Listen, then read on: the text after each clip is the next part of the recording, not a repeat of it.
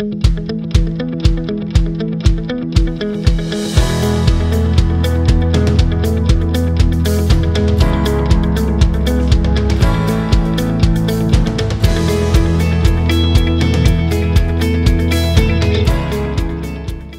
laboratoires, je crois qu'il faut l'affirmer, collaborent beaucoup avec les entreprises.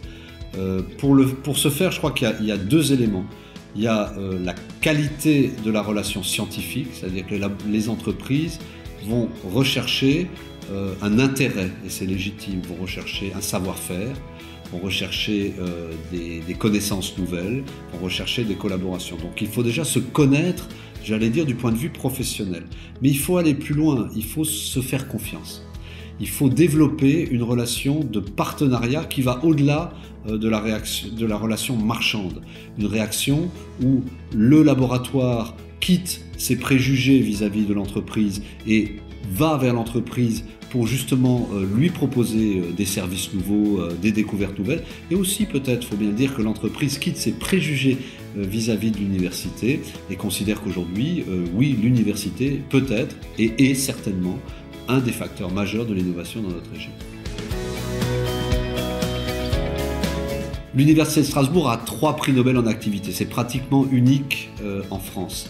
C'est un atout, mais c'est simplement aussi un indicateur. Oui, un atout avant tout pour le côté communication que ça donne, puisque le prix Nobel, dans le grand public, mais aussi dans le monde de l'entreprise, parle peut-être plus au grand public que d'autres distinctions, parce que nos chercheurs ont eu de nombreuses autres distinctions. En ce sens, présenter l'Université de Strasbourg et la région qui l'héberge comme la région aux 3 prix Nobel, c'est un facteur d'attractivité, c'est un facteur de communication.